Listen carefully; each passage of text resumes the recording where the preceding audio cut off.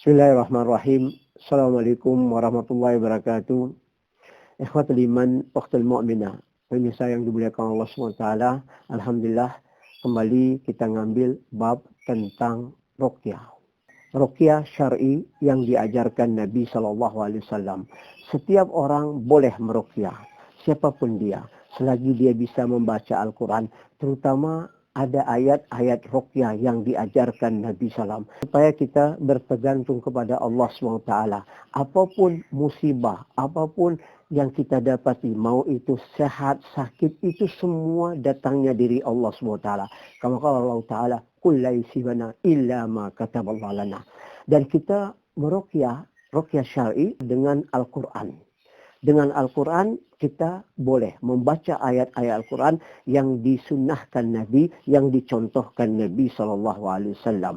Kama qala Allah Subhanahu wa taala, "Wa nunazzilu minal Qur'an ma huwa shifaa'un wa rahmatan lil mu'minina wa la yazidu dhalimina illa khasara." Surat Isra. Dan ayat ini memberikan pemahaman kepada kita, Allah telah menurunkan Al-Quran, memberikan penawaran kesembuhan, syifa, dan tidak akan menambah orang zalim kecuali kesesatan.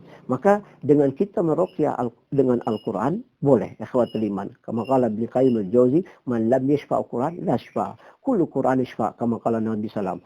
Semua Quran itu memberikan penyembuhan. Barang siapa yang tidak disembuhkan dengan Al-Quran, dan tidak akan mendapat kesembuhan. Baik. Dengan membaca Fatihah. Al-Fatihah ini pertama di dalam surat Al-Quran. Kama qala Nabi sallallahu alaihi wasallam, "Man lam yaqra ummul Qur'an wal Fatihah wa sab'a mathani wa salatu khidajun aw ghairat taman salasa maraqal." Barang siapa yang tidak membaca Al-Fatihah di dalam dia salat, ibunya Quran, 7 ayat diulang-ulang dibacakan untuk setiap salat, dan Quran menjadi agung. Dan kata Nabi sallallahu alaihi wasallam dalam ayat ini, kama qala Nabi SAW, "Innal Fatihah huwa yashfika an kulli da' illa sum." Surat Fatihah itu kita membaca, kita meruqyah dengan ruqyah syar'i untuk diri kita sendiri atau untuk anak-anak kita, dengan membaca Fatihah itu, dan dia bisa menyembuhkan segala penyakit kecuali mati atau meninggal. Maka kebiasaan Nabi SAW mengajarkan kepada kita, dan beliau meruqyah Aisyah zaujan Nabi SAW, dan Nabi SAW juga meruqyah anak-anaknya, dan Nabi SAW juga meruqyah cucunya Hasan dan Husain dengan membaca Fatihah, dan juga dengan membaca ayat kursi, dan kul wallah, kul a'udzu birabbil, kul a'udzu binnas. Ini dibaca sekali, ditiup, dan baca 2 kali dan 3 kali. Kul wallah, kul a'udzu birabbil, kul a'udzu binnas, dan usapkan seluruh anggota tubuh kita.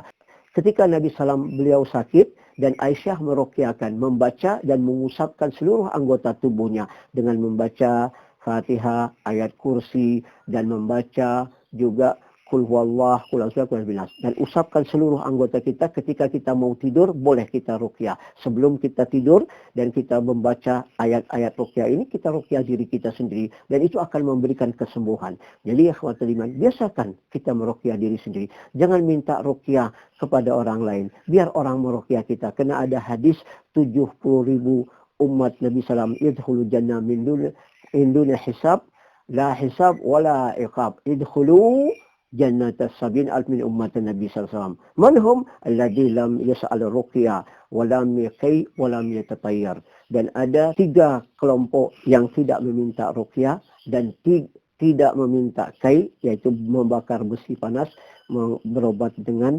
menggunakan besi panas itu. Diletakkan di bawah kaki, dan itu kalau memang darurat. Nah, Nabi SAW anil kai. Nabi SAW melarang kai illa antakun darurat, kecuali dalam kondisi darurat. Yang ketiga tatayur tahayul ini. Nah, ini salah satu yang masuk surga dari umat Nabi 70.000 tanpa hisab, tanpa iqab. Mari kita belajar dengan mendekat diri kepada Allah SWT. Kita bertergantung kepada Al-Quran. Ruqyah diri kita sendiri, tidak bermasalah. Dan sekali lagi saya ulangkan, siapapun boleh meruqyah, termasuk dia yang bisa membaca Al-Quran. Dia ruqyahkan diri sendiri dengan Al-Quran. Boleh kita membaca ayat-ayat Al-Quran.